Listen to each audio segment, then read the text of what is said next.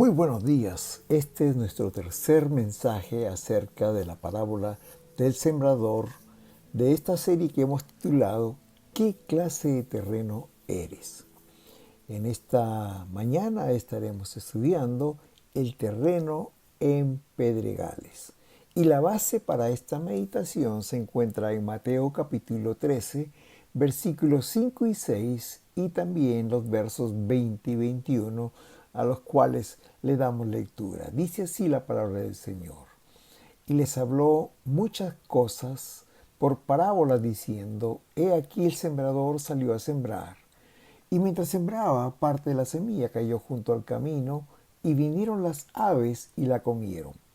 Parte cayó en pedregales, donde no había mucha tierra, y brotó pronto porque no tenía profundidad de tierra.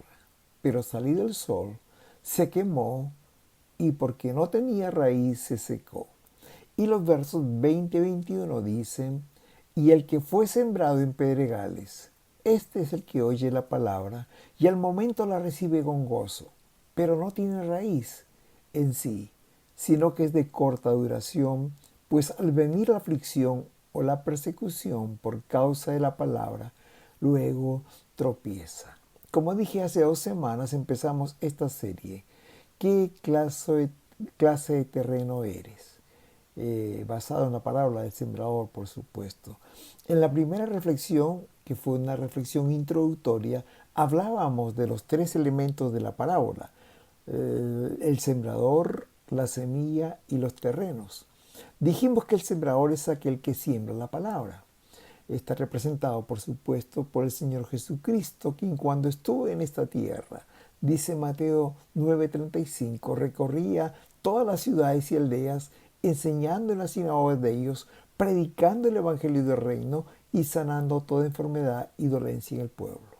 Cuando Jesús se fue, dejó este encargo a sus discípulos y les dijo, id por tanto por todo el mundo y haced discípulos a todas las naciones, en Mateo 28:19.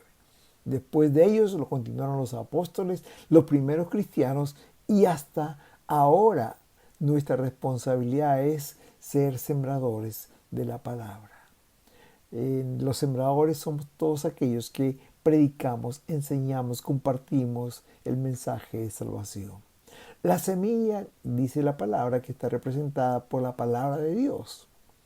Y los 4 terrenos, que son junto al camino, en pedregales, entre espinos y la buena tierra, representan el estado de nuestros corazones.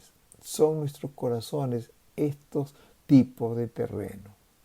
La semana pasada hablamos acerca del primer tipo de terreno, y era el terreno en el camino o junto al camino.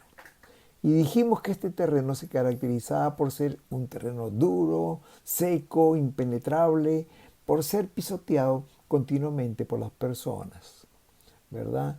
Y cuando caía la semilla en este tipo de terreno, era pisada por los hombres. Y luego vienen las aves de los cielos y la arrebatan. Dice esta parábola que las aves de los cielos están representadas por el diablo o Satanás o el malo, que no quiere que las personas escuchen, que crean en la palabra y que sean salvos. Hoy estaremos estudiando el segundo tipo de terreno, que es el terreno en pedregales, y veremos cuáles son las características de este terreno. Veamos. Los versículos 5 y 6 de Mateo 13 nos muestran 2 características del terreno. En primer lugar, dice que este tipo de terreno tiene más piedras que tierra. El versículo 5 dice, parte cayó en pedregales, donde no había mucha tierra. Tenía un poco de tierra en la parte superior, pero no era mucha. En la parte de abajo había muchas piedras. La segunda característica es que no tiene profundidad. La semilla brotó pronto porque no tenía profundidad de tierra. En otro lado dice, en otro evangelio dice, no, la tierra no era húmeda, no era profunda. Y la vida de las plantitas que nacen en este tipo de tierras es de corta duración. Versículo 6 dice que salido el sol, se quemó porque no tenía raíz y se secó. Veamos las características, porque el Señor muestra el tipo de la tierra, pero también Él explica acerca de las características. ¿Qué quiere decir esta parábola al hablar de la tierra en pedregales? Las características de las personas que representan este tipo de terreno. Leamos otra vez el versículo 20 y 21 de Mateo 13, donde el Señor explica lo que significa este terreno. Dice el versículo 20, y el que fue sembrado en pedregales, este es el que oye la palabra y al momento la recibe con gozo, pero no tiene raíz en sí, sino que es de corta duración, pues al venir la aflicción o la persecución por causa de la palabra, luego tropieza. La primera característica que encontramos aquí en estos versos es que recibe la palabra con gozo. Dice literalmente el versículo 20, el que fue sembrado en pedregales es el que oye la palabra y al momento la recibe con gozo. En principio, me gustaría decir que está bien recibir la palabra con gozo. En esto no hay nada de malo. Porque cuando el Señor vino a nuestros corazones y nos salva, hay muchas emociones dentro de nosotros. Hay una paz del Señor que invade nuestras vidas. Hay gozo. Hay una sensación de tranquilidad y descanso, producto de que nuestros pecados han sido perdonados. A veces hay hasta lágrimas de alegría al sentir el amor del Señor en nuestras vidas. Porque en ese momento Él saca el corazón de piedra, como dice la palabra, y nos da un corazón de carne y nos hace muy sensibles. Es por esa razón que algunos derraman lágrimas de alegría. Esto sucede porque somos seres emocionales. También somos seres racionales y seres espirituales. Estamos compuestos por alma, espíritu y cuerpo. Está bien sentir las emociones. Pero el verso 12 dice algo quizás un poquito diferente. Dice, oyen la palabra y la reciben con gozo. La palabra gozo es una emoción que significa deleite, satisfacción, disfrute, contentamiento, alegría.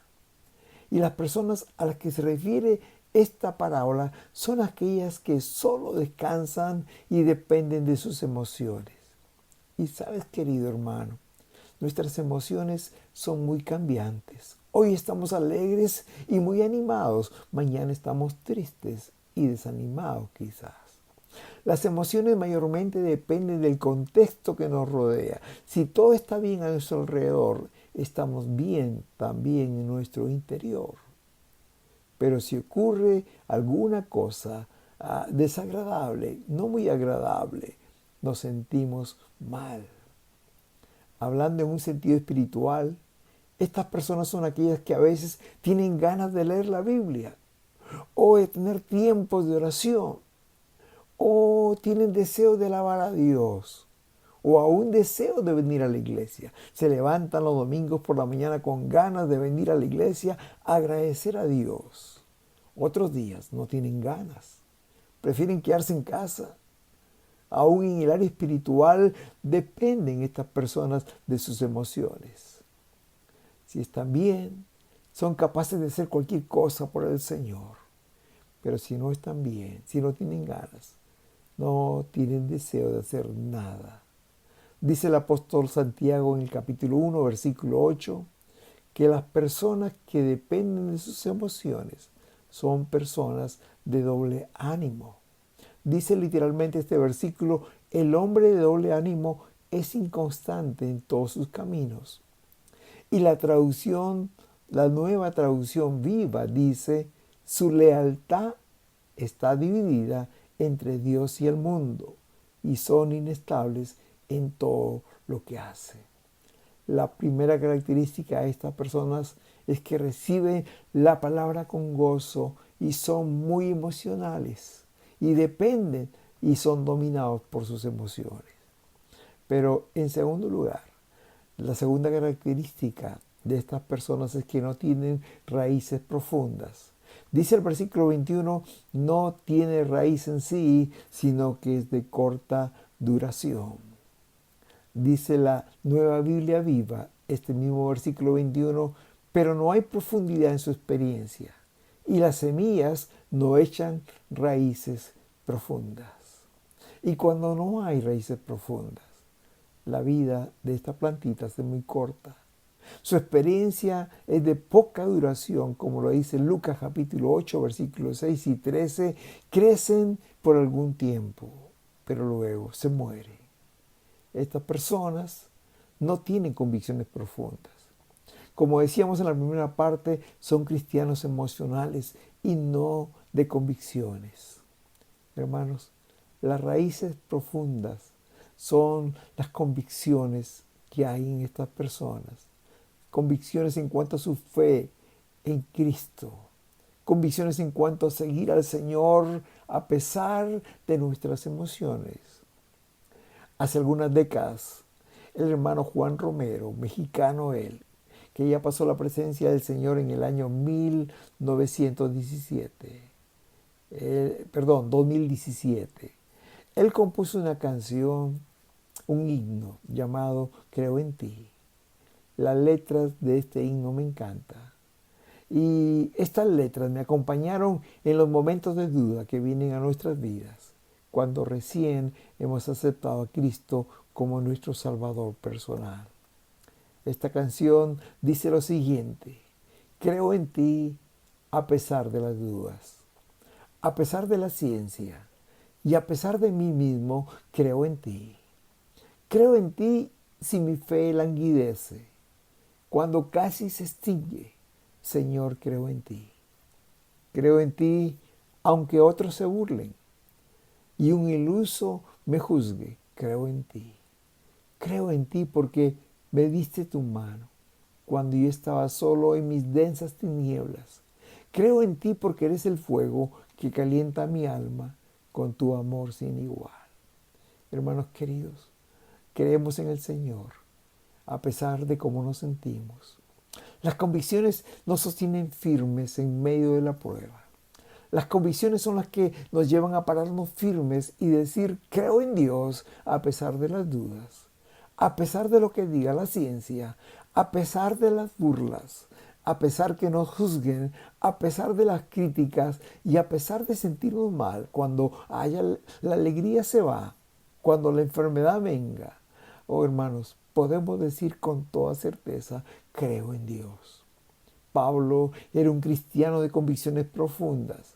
Pablo no era un cristiano emocional. Una de las cartas que más me gustan de él es la carta a los Filipenses. Muchos estudiosos de la Escritura la llaman la epístola del gozo, porque en sus 4 capítulos, en sus 104 versículos, 11 veces menciona la palabra gozo o sus derivados, como gozaos, regocijaos, regocijo, etc. Hermanos, cuando uno lee esta epístola y lee el contexto en que fue escrita, parece algo ilógico porque Pablo escribe esta carta sobre el gozo cuando él está en la prisión de Roma. Y no solamente estaba preso, sino que estaba muy cerca el final de su ministerio. Pocas semanas después de escribir esta carta, partió con el Señor. Y fue precisamente en esta ciudad de Filipos cuando él fue puesto en la cárcel por predicar de Jesús. Fue azotado y llevado a la peor celda de la cárcel. Pero a medianoche, Pablo y Silas cantaban himnos al Señor y los presos lo oían, dice el capítulo 16 del libro de los Hechos. Pablo era un hombre de convicciones profundas. Aún en la cárcel, a medianoche, con la espalda lacerada y los pies dormidos, él podía cantar himnos al Señor. ¿Por qué? Porque tenía convicciones profundas, porque tenía raíces profundas, porque su fe estaba puesta sobre la roca que es Cristo. La tercera característica de estas personas es que al venir la persecución se alejan. Dice el versículo 21, al venir la aflicción o la persecución por causa de la palabra, luego tropieza.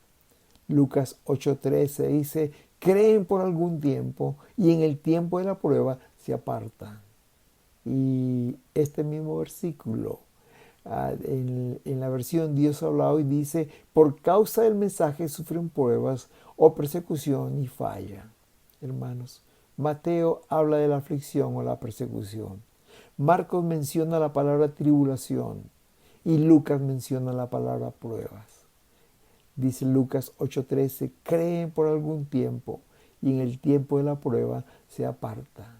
Hermanos, estas pruebas vienen a la vida del nuevo creyente en forma de aflicciones, persecuciones, tribulaciones. Pero es muy interesante que la palabra prueba, hermanos, que es muy diferente a la palabra tentación, tiene un significado especial, hablando espiritualmente.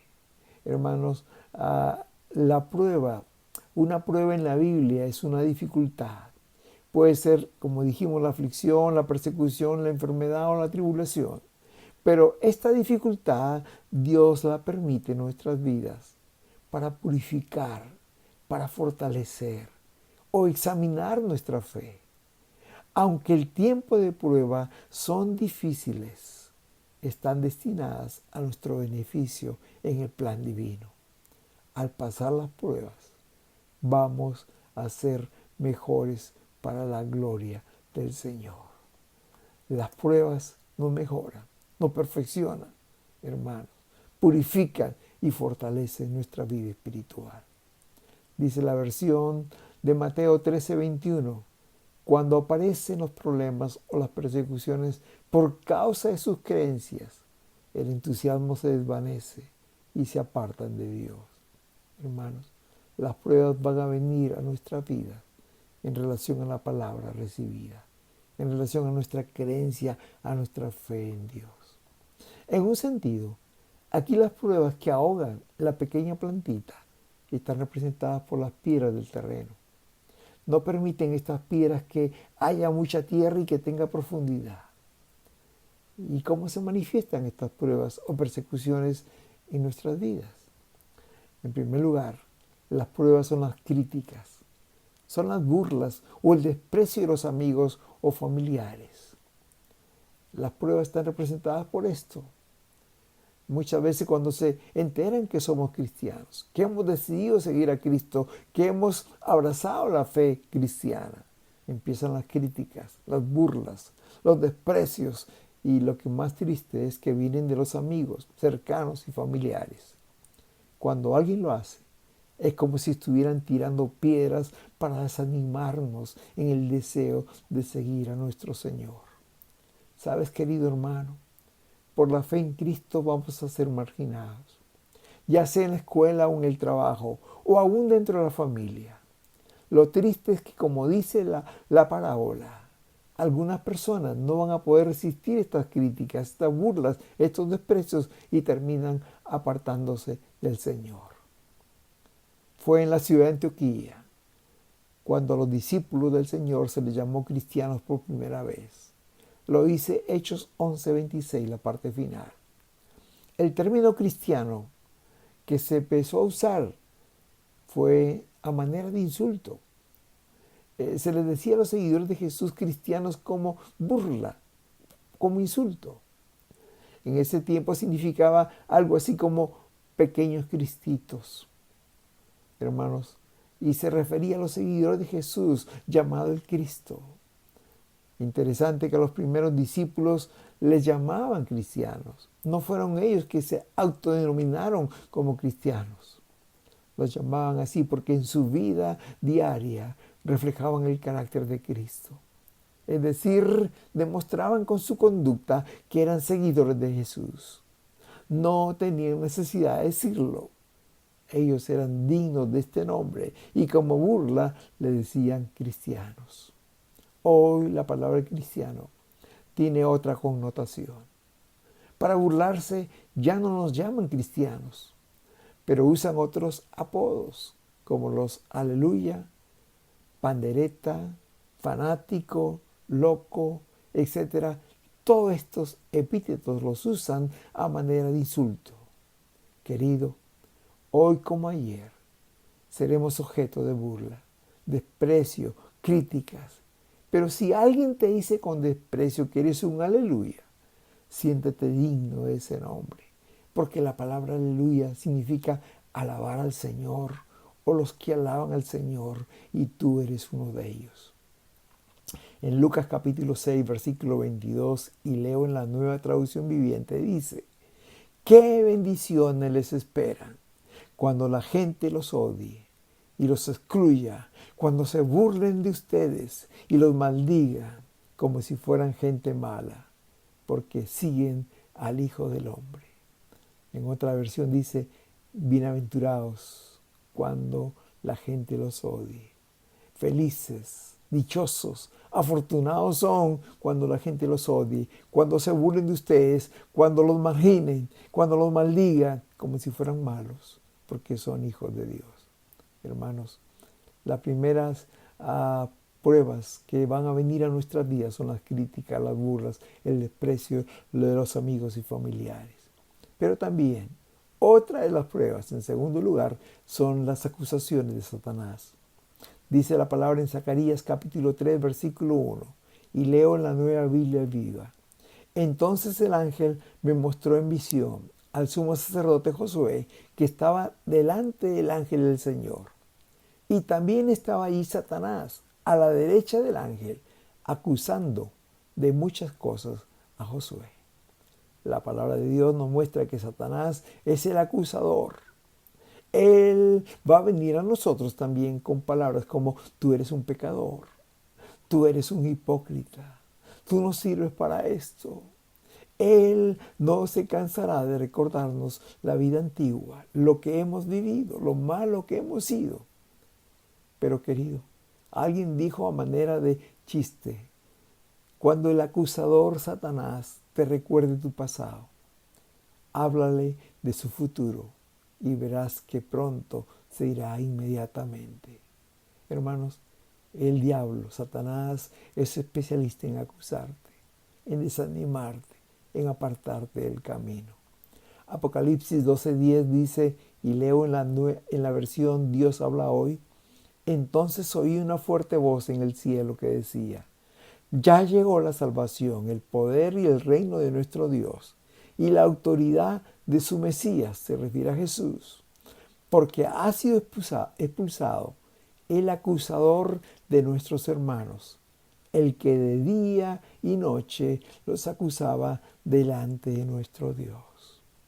El diablo es un acusador. Y dice esta palabra en Apocalipsis 12:10 que los acusa a los hermanos, a los cristianos, delante del Señor día y noche. Él tratará de desanimarnos, de acusarnos, de decirnos que somos pecadores, hipócritas, que no servimos para este camino de la fe. Él no se cansará de recordarte lo que hiciste de tu vida antigua. Pero recuerda, Dios la perdonó. Ya no se acuerda Él más de esas cosas, tú menos. Sigue en el camino del Señor.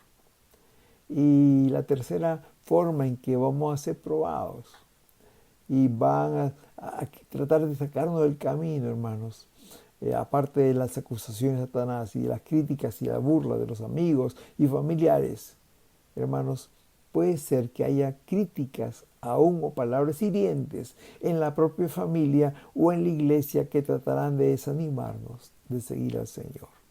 No permitas que esas piedras traten de afectar tu fe en Jesucristo. Palabras como: no sirves para esta vida, eres un pusilánime, eres un fracasado, ya te veré otra vez revolcándote en tu pecado o en tu vicio. No, hermanos. Alguien dijo, y con mucha razón, que puedes tomar estas piedras, puedes pintarlas de blanco y adornar tu jardín. Oh, hermanos, siempre estamos expuestos a este tipo de críticas. Como dije en la parte final, aún pueden venir de la iglesia, de hermanos a quienes queremos. Recuerdo que en mis primeros años de caminar con Cristo, empecé a servirle en los jóvenes. Recuerdo que era el líder de los jóvenes y no me acuerdo exactamente lo que pasó. Creo que vinieron a mis oídos algunas críticas de los hermanos por algo que habíamos hecho con los jóvenes. Y eso me desanimó. Y el acusador vino a mi vida, señalándome cosas y desanimándome, para que no siga sirviendo al Señor, y aún quiso sacarme del camino. Recuerdo que en aquel tiempo le pedí una cita al pastor Alberto y vine a conversar con él. Oh, hermanos, estaba recordando que han pasado ya 50 años de esa experiencia. Y aún puedo recordar viéndole al pastor en la sala de su casa, leyéndome el pasaje de 2 de Timoteo capítulo 2, versículo 1 al 13, que se titula Un buen soldado de Jesucristo. Al final de leerme y explicarme este pasaje, me dijo estas palabras que nunca olvidaré. En tu camino con Cristo encontrarás muchas piedras que tratarán de hacerte caer y dejarte postrado para siempre. No lo permitas, me dijo. Toma esas piedras y construye con ellas una escalera que te lleven cada día más arriba en el servicio de tu Señor. Sabias palabras. Oh, hermanos, el diablo no va a quedar tranquilo. Él va a usar a personas para que vengan con críticas, con burlas, con desprecios, y lo que más duele es que esto viene de los amigos más cercanos y aún de los familiares. Cuando eso pasa es como si estuvieran tirándonos piedras para desanimarnos y dejar de seguir al Señor. Recuerda que eso va a pasar. Recuerda que ese Satanás, el acusador de los hermanos, los acusa delante de Dios día y noche. No escuches esas palabras. No, tú no eres un hipócrita, tú no eres un pecador, tú eres un hombre salvo por la sangre de Jesucristo. Y en tercer lugar, aun cuando vengan de hermanos dentro de la iglesia, no permitas que ninguna de esas piedras traten de afectar tu fe en Jesucristo. Siga al Señor. Y a manera de conclusión me gustaría decirte en este día que es posible que hoy te sientas identificado con esa tierra en pedregales. Es posible que cuando aceptaste al Señor, lo recibiste con gozo, sentiste el poder de Dios en tu vida, pero que poco a poco tu fe ha ido decayendo, que las piedras que hay en tu vida no te han permitido crecer. Es posible, querido hermano, que hayas recibido la palabra con gozo, pero al salir a este mundo, al ir a tu escuela, colegio, universidad o a tu trabajo, has encontrado críticas, burlas, desprecios por seguir el camino del Señor. Es posible que sientas que tu fe en el Señor no tiene raíces profundas. Sabes que el camino con el Señor es el verdadero, es el mejor, pero te sientes débil para continuar. Quiero decirte una vez más, querido, que Dios te ama.